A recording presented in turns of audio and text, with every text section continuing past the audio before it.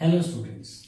अब अपने next theory की तरफ जाते हैं जिसका नाम है Kohlberg theory of moral development. जैसा कि इस थ्योरी का नाम ही बताता है मॉरल डेवलपमेंट, तो लॉरेंस कोलबर्ग ने बच्चों के अंदर जो नैतिकता का विकास होता है, जो उनके अंदर मॉरल रिस्पॉन्सिबिलिटीज और मॉरल नॉलेज आती है, उसका विकास किस तरीके से होता है उसे स्टेज बाय स्टेज उन्होंने समझाया।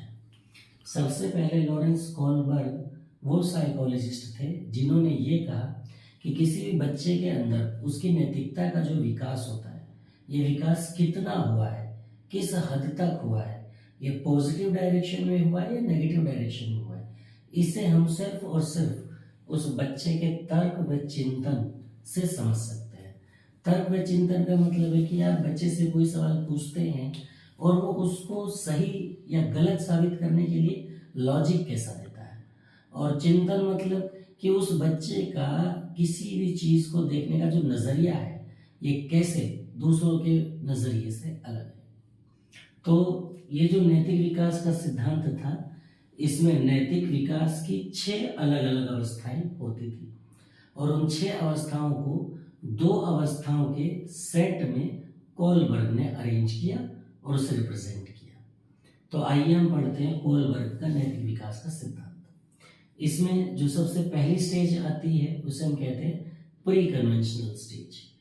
प्री कन्वेंशनल स्टेज में क्या होता है कि कोई घटना हुई या कोई बाहरी तत्व हुआ, तो समाज में या घर परिवार में घटने वाली किसी घटना के कारण या घर परिवार में आए हुए किसी बाहरी तत्व के कारण या किसी भी बाहरी तत्व के कारण जब किसी बच्चे का बिहेवियर बदलता है, उसका रहन सहन बदलता है, उसका आचरण बदल जाता है और उसका ये जो आचरण है ये नैतिक है या अनैतिक है, इस चीज को वो उसके तर्क व चिंतन से जस्टिफाई करता है, तो इस एज में उस बच्चे का तर्क व चिंतन या उसकी नैतिकता का जो विकास है वो प्री कन्वेंशनल स्टेज पर है। इसे हम एक उदाहरण की मदद से समझते हैं कि नैतिक विकास की 2 अवस्थाएं कोलबर्ग ने इसमें बताई।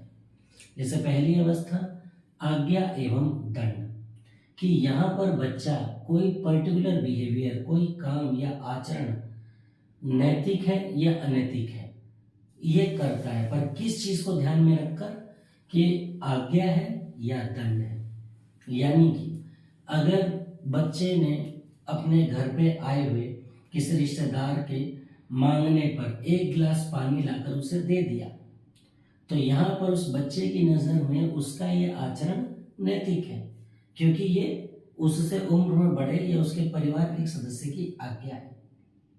किंतु यही वो बच्चा उद्दंड है और किसी के द्वारा मंगाए जाने पर पानी का गिलास नहीं लाता है, तो उसके लिए सोसाइटी की तरफ से ये कहा जाएगा कि उसका आचरण अनैतिक है।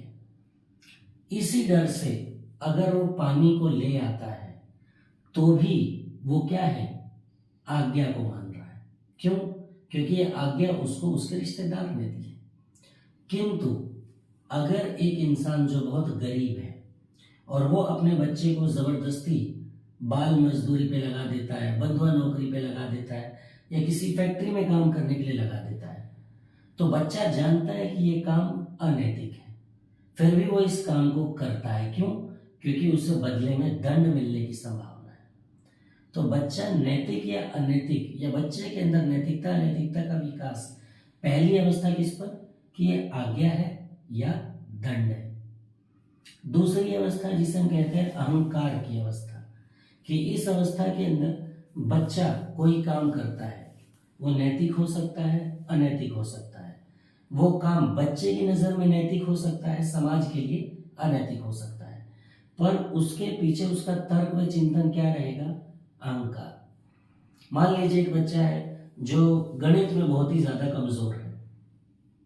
अब उसको पेरेंट्स भी समझाते हैं कि तुम गणित करो, टीचर्स भी समझाते हैं गणित करो, फ्रेंड्स भी समझाते हैं मैथ्स करो, पर वो बच्चा जानता है कि मुझसे मैथ्स नहीं होगा, तो इस वजह से वो मैथ्स को पढ़ना छोड़ देता है और उसके लिए ये काम बिल्कुल नैतिक है। क्यों? क्योंकि उसे नहीं हो पा रहा है और वो जो काम नहीं कर सकता उसे करना भी नहीं चाहता, तो तो ये काम उसकी नज़रों में नैतिक है, सोसाइटी की नज़रों में ये काम अनैतिक है। पर इस काम को करने के पीछे बच्चे का जो माइंड सेट है वो क्या है? अहंकार। कि वो जानता है कि मेरे से काम नहीं होगा, फिर भी लोग मुझे प्रेशराइज कर रहे हैं। तो अब वो बच्चा अहंकार की भावना से ग्रस्त होकर अपने इस काम को नैतिक मानता है। तो ये उसकी प्री कन्वेंशनल स्टेज की नैतिक विकास की अवस्था है। अब आते हैं हम दूसरी विकास की अवस्था, कन्वेंशनल स्टेज की तरफ। इसमें बच्चे का जो नैतिक विकास है ये समाज की भलाई के लिए, समाज के प्रति चिंतन के लिए कि समाज का विकास कैसे किया जाएगा, इस चीज को ध्यान में रखकर होता है। यानी बच्चे के द्वारा किए गए जितने भी आचरण है या जो बच्चे की नैतिकता है उसका जो तर्क व चिंतन है वो क्या है? समाज। कि समाज की धारा में बहना, समाज की भलाई करना है या समाज के साथ ही मिलकर कोई काम करना है। इसमें भी नैतिक विकास की दो अवस्थाएं। पहली अवस्था प्रशंसा की अवस्था, यानी बच्चा कोई भी काम कर रहा है तो वो क्यों कर रहा है? क्योंकि उसको इसके बदले में प्रशंसा मिलेगी, तारीफ मिलेगी, हर कोई उसे प्यार करेगा।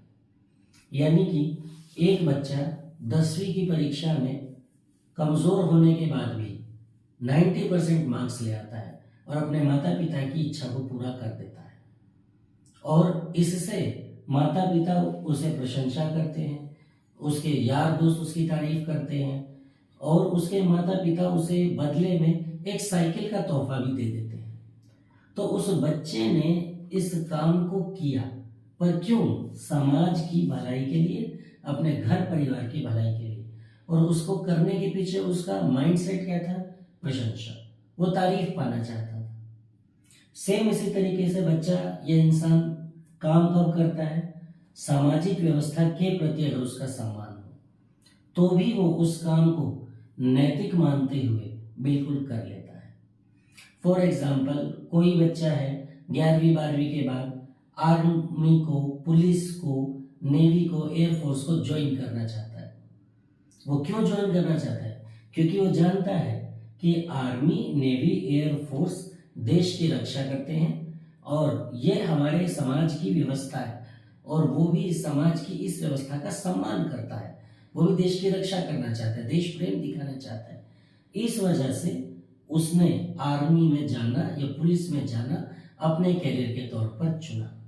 तो यहाँ पर उसके द्वारा ये किया हुआ काम उसके नैतिक विकास को दिखाता है कि किस तरीके से उसने सोसाइटी के द्वारा प्री एस्टेब्लिश्ड सिस्टम को कैसे इनहेरेंट किया, एक्वाइज किया। तो ये चीजें कन्वेंशनल स्टेज की दूसरी अवस्था है। फिर इसके बाद आता है पोस्ट कन्वेंशनल स्टेज।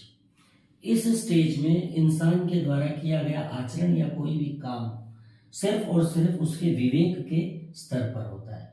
विवेक मतलब कि क्या सही है, क्या गलत है, इसको अच्छे से जानते हुए भी जो सही है उसे सही करना और जो गलत है उसे गलत ही करना। यानी जब एक इंसान सही और गलत में पूरी तरीके से भेद कर पाता है और तब भी वो किसी काम को कारणवश करता है, तो ये उसके नैतिक विकास की कौन सी अवस्था है, इसे हम समझते हैं। जैसे पहली अवस्था सामाजिक समझौता। सामाजिक समझौता मतलब सोसाइटी से किस तरीके से समझौता करेगा। फॉर एग्जाम्पल, मान लीजिए कि आप सड़क पर जा रहे हो और वहां पर आपको आपके बॉस मिल गए और बॉस आपके साथ बातचीत कर रहे थे, इतने में ही कोई ऐसी बात निकली, कोई टॉपिक निकला जिसमें बॉस आपके ऊपर गुस्सा हो गए, हीटेड आर्ग्यूमेंट शुरू हो गया, और इस वजह से अब आप क्या सोचोगे कि कॉम्प्रोमाइज कर लिया जाए। यहां पर आप कॉम्प्रोमाइज क्यों कर रहे हो? क्योंकि आप जानते हो कि वो बॉस है and boss is always right. तो यहां पर कौन सही है, कौन गलत है, ये मायने नहीं रखता। यहां पर उसने अपने विवेक के आधार पर यह फैसला लिया कि कॉम्प्रोमाइज करने में ही भलाई है या इस विवाद को बढ़ाने में कोई निष्कर्ष नहीं निकलता। दूसरा, विवेक की अवस्था। विवेक की अवस्था मतलब कि इसमें एक इंसान पूरी तरीके से well planned, well mannered and well established रहता है कि उसे क्या करना है, क्या नहीं करना है। फॉर एग्जाम्पल, अब वही इंसान सड़क पर जा रहा था और चलते चलते गलती से वो किसी से टकरा गया और सामने वाला इंसान उससे लड़ाई झगड़ा कर रहा है, गाली गलौज कर रहा है, और वो दो काम कर सकता है।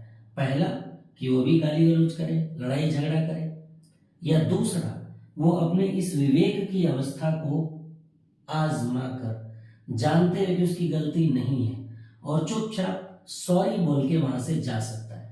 तो यहाँ पर उसका जो नैतिक विकास है ये उसके विवेक की अवस्था पर डिपेंड करता है, क्योंकि वो जानता है कि झगड़ा करके उसे कुछ भी हासिल नहीं होगा और किसी दूसरे आदमी के लिए अपनी मानसिक शांति को क्यों खोना। तो जब कोई इंसान विवेक की अवस्था में आकर विवेक के स्तर पर यानी अपनी इंटेलिजेंस या बुद्धि, सोच समझ, अनुभव के आधार पर भी फैसलों को लेकर अपने नैतिक विकास को यानी समाज में इस्टेब्लिश रीति रिवाज को नैतिकता की तरह फॉलो करता है, तो ये उसकी पोस्ट कन्वेंशनल स्टेज है उसके तर्क एवं चिंतन की।